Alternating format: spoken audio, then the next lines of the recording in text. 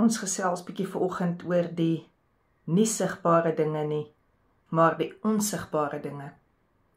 Want soos wat ek en jy weet, is alles wat sigbaar is, dit is juist dit wat ons nie kan saamvat hemel toe nie. So ons gesels bietjie uit die woord van God uit, oor 2 Korintiërs 4 vers 18, omdat ons nie let op die sigbare dinge nie, maar op die onsigbare. Want die sigbare ding is tydelik, maar die onsigbare is ewig. Mense sal altyd vir my vra, as God 'n God van liefde is, hoekom laat hy die dinge toe?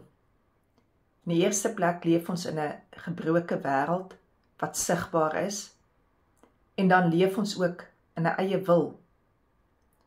En ons leef in hierdie gebroke wêreld, en ons moet waak dat wat ons met ons sintuie sien en waarneem, dat dit ons nie oorweldig nie. Want die goed is tydelik, maar ons moet leer kyk in wat in gees vir ons in stoor lê.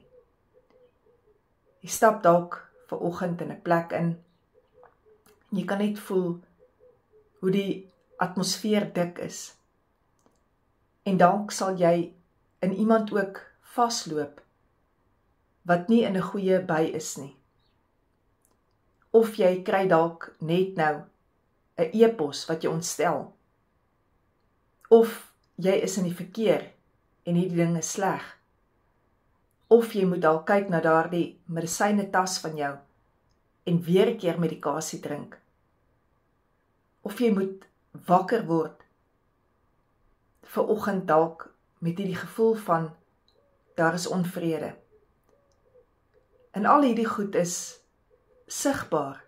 Dis sigbaar wat dit aan jou doen, dis sigbaar wat dit aan jou gevoelens doen, jou emosies omkrap. En daarom kom die woord in die woord wil vir ons sê vanoggend, ons moet ons oë hef op wat onsigbaar is. Ek en jy kan nie sien wat Jesus vir ons by die kruis gedoen het nie. Maar die feit bly staan is, hy het dit gedoen. En wanneer ons kan kom by daardie plek, om op dit te let, wat die onsigbare is, en ons begin let op die communion, wat hy vir ons wil gee vanoggend, om te sê, come in union with me, dan kom ons by daardie plek uit om te sê, Jesus, maar ek kan ook uit die onsigbare genees word. Want as ons saam met Christus opgewek is, dan soek ons die dinge daarbo, waar Christus is en aan die regterhand van God sit. Bedink die dinge wat daarbo is, nie op die aarde nie. Want julle het gesterwe, en julle lewe is saam met Christus verborge in God.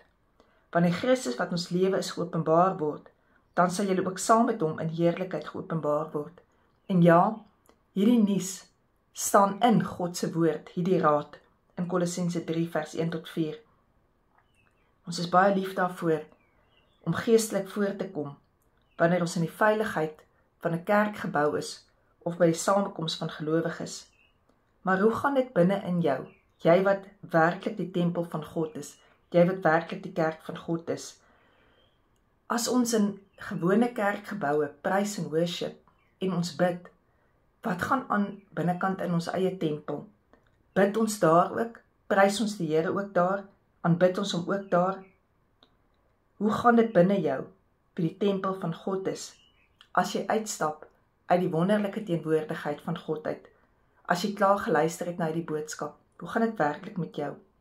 So as ons swaar kry, by ons huis, of in watter omstandighede ook al, moet ons tyd maak, om ander kant die voorhangsel wat vir ons geskeur is, daar die dinge te bedink, sodat ons volgemaak kan word, en wanneer die druk van die lewe kan kom, dat ons nie so maklik in mekaar gedruk kan word nie. Een keer het ek by 'n skool bedien, en ek het vir die skoolkinders die volgende gewys, dat as jy 'n blikkie Coke, wat vol is, in mekaar probeer druk, dan kan jy dit nie reg kry nie. Maar as jy die Coke leeg gedrink is, dan druk jy daardie blikkie met soveel gemak in mekaar in. En jy hoor letterlik hoe dit kraak en vrommel, tot dit letterlik net 'n klein bondeltjie plat gedruk is. En dit is wat die vyand kom, hy gebruik mense en hy gebruik omstandighede, want hy wil uit jou uitdruk die krag van God. Hy wil uit jou uitdruk die volheid van die Heilige Gees. En hy kry dit reg, kom ons erken dit volgende, hy kry dit reg. En ons ervaar daar die gevoelens van hoe ons te neergedruk is. Maar kom ons kom weer by die plek, wat ons sien, soos Kolossense 3 vers 5 sê, dat ons help ons wat gedood moet word, op die offer, Here, wat aanneemlik vir U sal wees. En dat vers 10 sê, beklee ons met die nuwe mens. En dit is waar ons probleem is. Ons spandeer soveel tyd om dood te maak, dat ons nie die lewe kan kies wat om te doen met die beeld van ons Skepper nie. En ek glo werklik, as ons meer mense leer, hoe groot die Here is, sal hulle meer glo hy is groter, as wat hulle probleme is, en waar hy hulle dan sal kan uitlig, wat geen mens kan doen nie. En dat ons dan moet weet, ons moet nie leeg raak nie, maar ons moet vol bly. Maak nie saak hoe jy voel nie, maak nie saak wat jy deurgaan nie. Hoor wat ek vir jou bid vanoggend. Vader, dankie vir Jesus.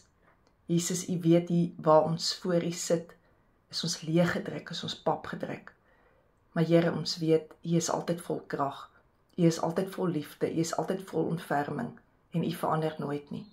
En dit is wat ons vra, Here, dat hierdie leë koukblikkie, Here, hierdie leegheid wat in my is, net gevul word weer met die Heilige Gees. Heilige Gees, kom maak my asseblief vol met wie U is.